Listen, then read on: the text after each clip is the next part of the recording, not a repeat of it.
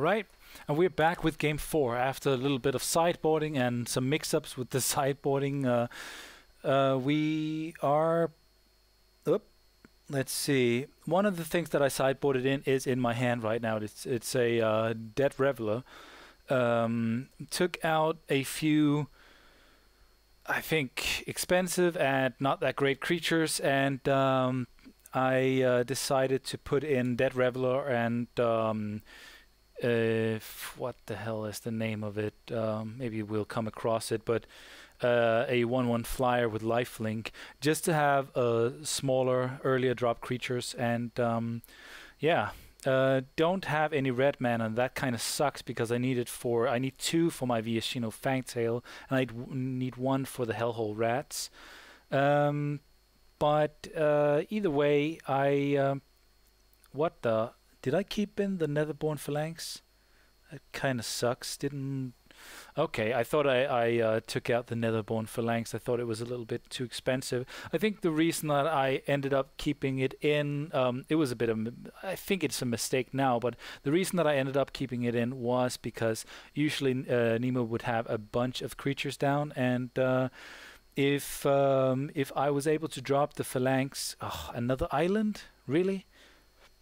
If I was able to drop the Phalanx, I would do some direct damage to him, so yeah. So let me get this straight. Dead Reveler is not a 2-drop? I guess I'm kind of remembering this wrong. Okay, he swings in with his Vitogasi Guildmage, common bonds it, and is able to take me down to 16 in his first swing. So now he has a 4/4 guy, which I'm not really able to deal with, and I think that pretty much sets the tone for this this game. The fact that he has a 4/4 on turn 3 that he's able to swing in with. I do draw the Tidewater minion, which is I guess it's slow, but it's also fairly decent in terms of actually having something down. Okay, Dead Reveler is in fact a 3-drop, and let's see, do I unleash it or not? I don't unleash it because I want to have a blocker, and that's not really what you want to do with your Dead Reveler, but the fact that I can just block saves me 4 points of damage at least next turn, so yeah. Tidewater minion is, however, going to be kind of sweet, especially if I'm able to keep it down and use it in conjunction with the Viashino Fangtail, and with that being able to ping 2 times during a turn with just that creature. That's going to be kind of sweet. What else? The Hellhole Rats, not really, and the Viashino Fangtail. Both of those are not significant until I start drawing mountains, and so far I really haven't. So more swamps, not really what I needed either. Yeah, don't have anything for him. Kind of land screwed, at least in terms of mountains. Yeah, there's that. He's able to swing in for 7 this turn if he wants to, and I bet he does.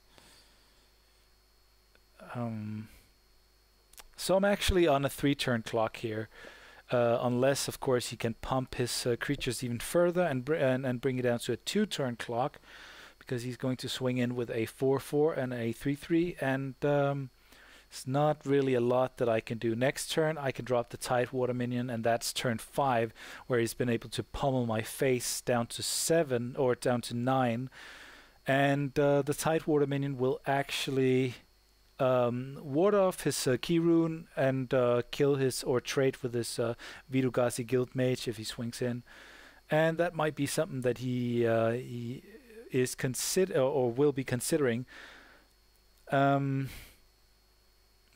But I do have for the turn after, I will be able to drop the Netherborn Phalanx and stabilize a little bit, but it's still it's probably not enough, and he might have pump spells in hand, so I could just be dying here, dying kind of slowly and kind of fast at the same time.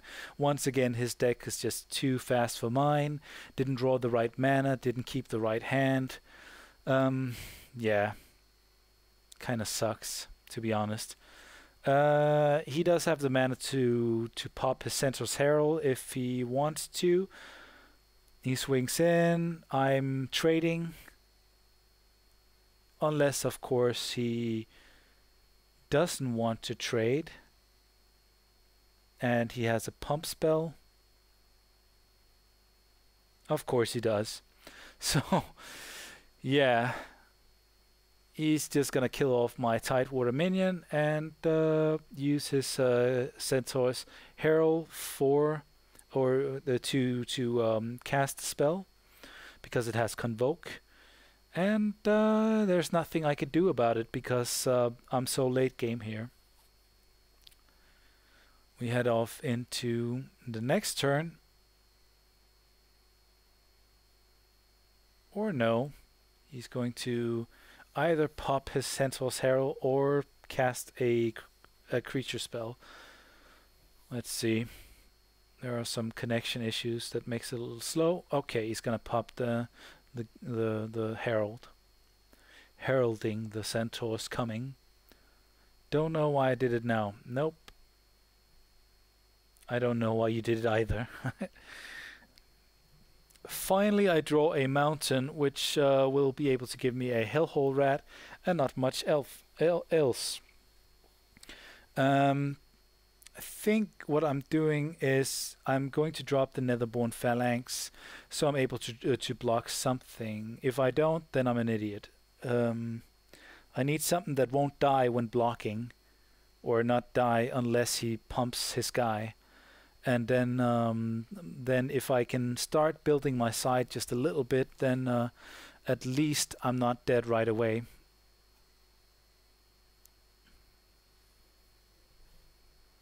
Okay.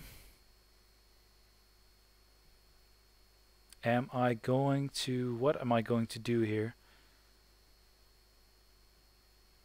Dun dun dun dun dun. Yeah, I'm going to drop the Netherborn Phalanx.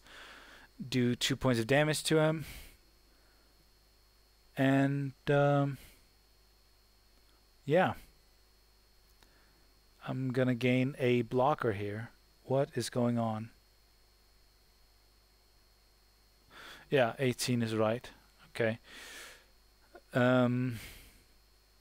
So if I'm able to ward off his Centaur, he will, of course, be swinging in with everything, I'm pretty sure. He's swinging in for 10, I'm sure. But the fact that I can keep him back, hold, or just go down to 2, also means that I can start dropping other creatures. I can use Convolute, but it might not be enough still. But there's pretty much nothing else that I can do unless I draw something amazing, and I don't think really that I'm going to. Nope, he's only swinging in with 2, which is pretty good for me because I'm just going to block the Centaur, take 4. And go down to 5. Up. Rootborn defenses. And he's going to make himself another Centaur, which is just amazing. Fantastic. And I think actually I drafted an Ochre Savant, but not entirely sure if I don't think I am running it, and that might be a mistake, especially when there's so much Celestia, because the Ochre Savant is able to bounce a creature, and that would have been huge for me, to give me a guy and kill off one of his Centaurs. And even have a guy that could trade with the Centaur. That would have been huge. So I draw the Trader's Instinct, which is not going to be a huge deal here.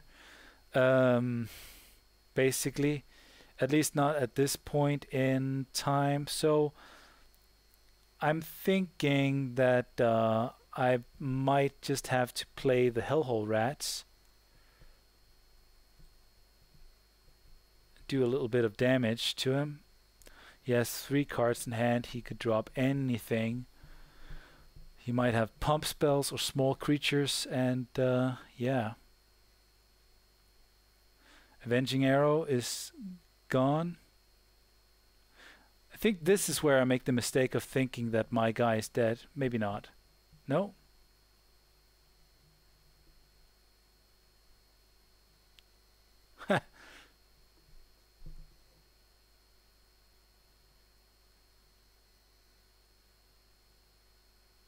Huh.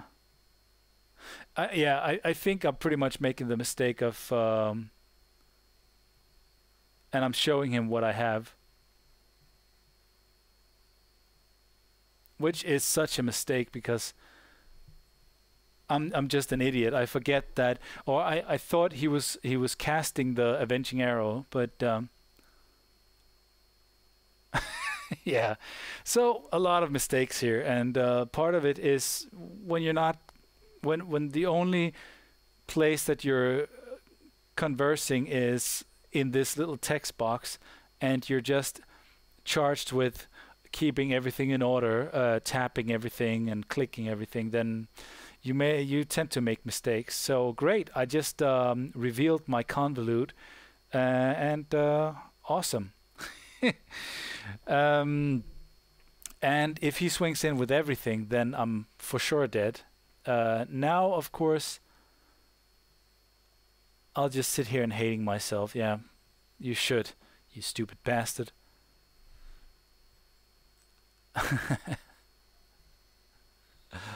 Oh man, that sucks. But anyways, it's his main phase 1. Pretty sure we're closing in on the end here because I'm down to 5. He's down to 15. I do have Trader's Instinct and could be able to swing in for quite a big deal at some point if I'm able to bring his life total down enough. And say, see, here's the problem. I can just activate the key rune and kill you, but I could also cast this.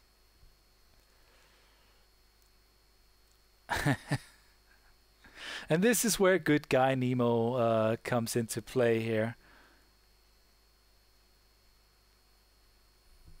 I think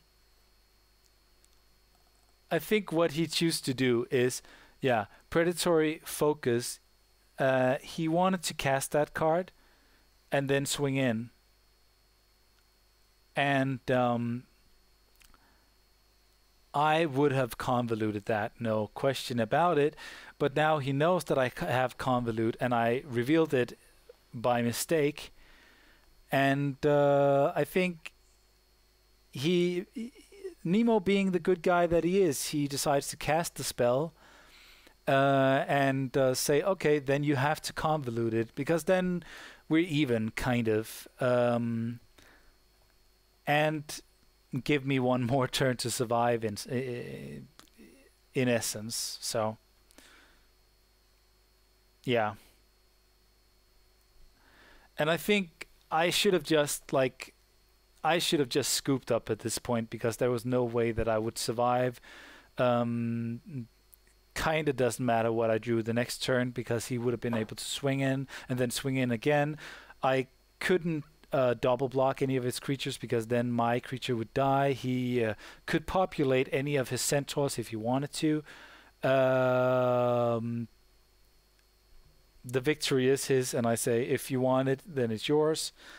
I also say, unless, of course, I have other things in hand. And I think he ends up casting the predatory focus and just let me convolute it and say, okay, now we're even, kind of, even though that it was not his fault to begin with. Yeah. So we all know where this is headed, pretty much.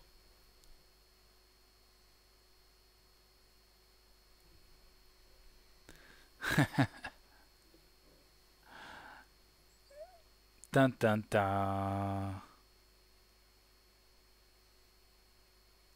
And I think in any other match, of course, he would have swung in, but I think he feels kind of bad. And the fact that he's down, or that I'm down 2-1, and he's very close to taking the game, knocking me out of the tournament, is also part of his decision. Like, he doesn't feel good about it. And at this point, I'm not able to be the bigger man and say, yeah, I lost. Just take the victory, because there's no way I could come back. I should just have scooped up, but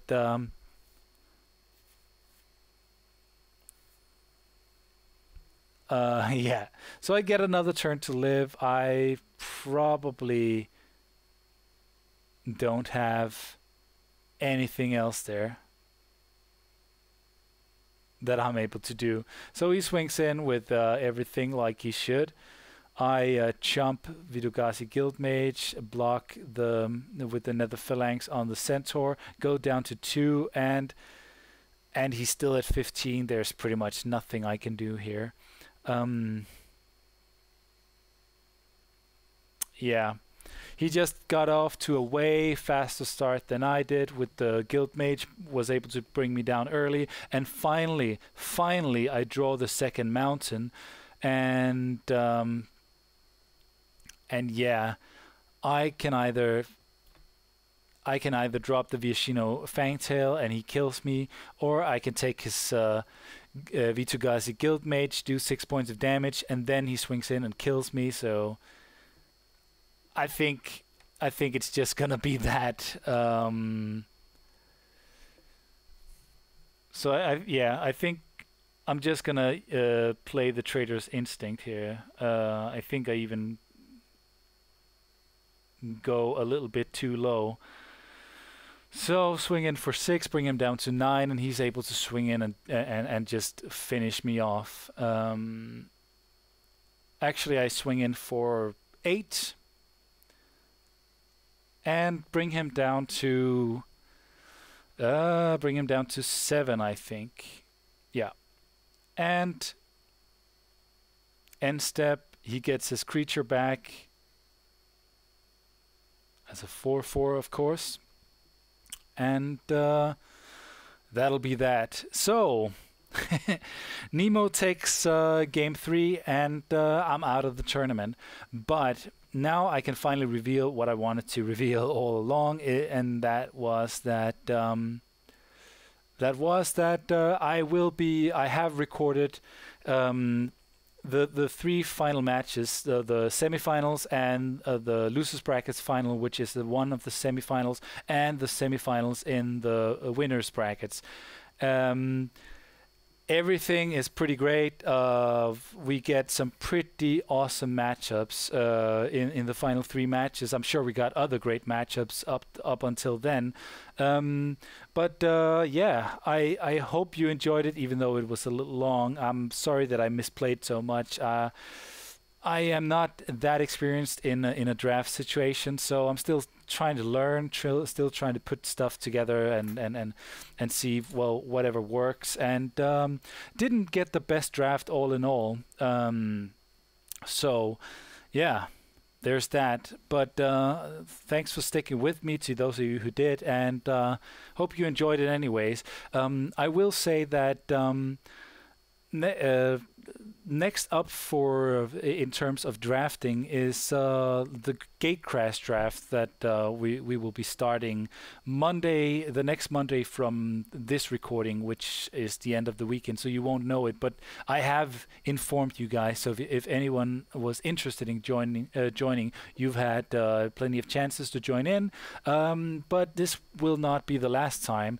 The next is, of course, like I just said, a sealed draft tournament, Gatecrash tournament, just a 6 booster draft tournament, double elimination, just like this one, and we hope to have a few more people in it than last time. And after that, I've actually prepared the next tournament. The next tournament will be a little bit different, because it will be a sealed booster draft, but you will only get 3 boosters. It's going to be is going to be like the following. You choose a guild and you get 3 specially made boosters out of, I think I made 12 for each guild, so there's going to be some randomness. So you choose one guild, this guild, or this, yeah, you get, like I said, three boosters with cards from either Return to Ravnica, Gatecrash, Ravnica, the City of Guilds,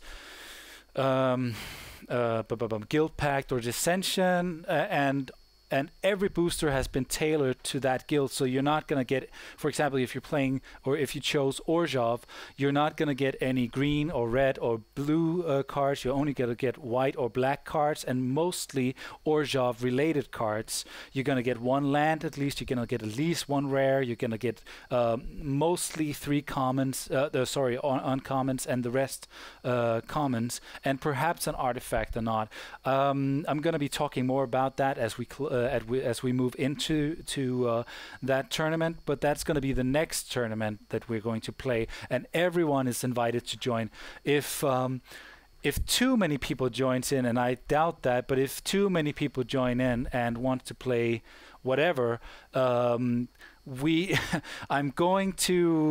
just going to make a lot of boosters, so there's enough for everyone. I don't care. Like, if I just want the more the merrier, and I'm not going to say no to anybody as long as they sign up in time.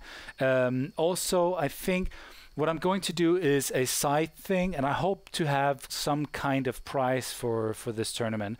But I'm going to do like a side competition where I'm going to keep track of how well the different guilds did, and the guilds that did the best are going to get some extra prize. I'm not sure what. It might be just one minor little thing, some insignificant thing. It might be something cool. Who knows? I do have a few contacts now, so I might be able to get something cool. It might not be magic related, but yeah, I don't know. Whatever. Who cares? It's free stuff if I get something for you. But keep that in mind. After the Gatecrash tournament, there's going to be another Ravnica themed tournament where you choose a guild and enter as a representative of that guild with a deck that's made up of 45 cards, or it's going to be a 40 card deck, and it's going to be made from, well, the basic lands that you get for free, and all the 45 cards that you get from your boosters, so you can put your deck together in a way you want. And the reason that I think this is cool is partly because I think this will make for some even more a little bit more overpowered decks than what you get to see in the in a normal draft, but everybody's going to have these overpowered decks. So it's kind of like Duels of the Planeswalkers in the sense that you don't get you don't get screwed entirely, so that you think, oh man, I wanted to get into Izzet and I didn't get some good Izzet cards, and now I'm kind of like, I'm forced to go into Rakdos or Golgari or something else, and you're not going to be in a situation where you don't have rares. You're not going to be in a situation where or any good rares. You're not going to be in a situation where you don't have any good uncommons that you can use. And you're not going to be in a situation where you don't have any kind of mana fixing, because there is going to be one special land in every booster. So yeah.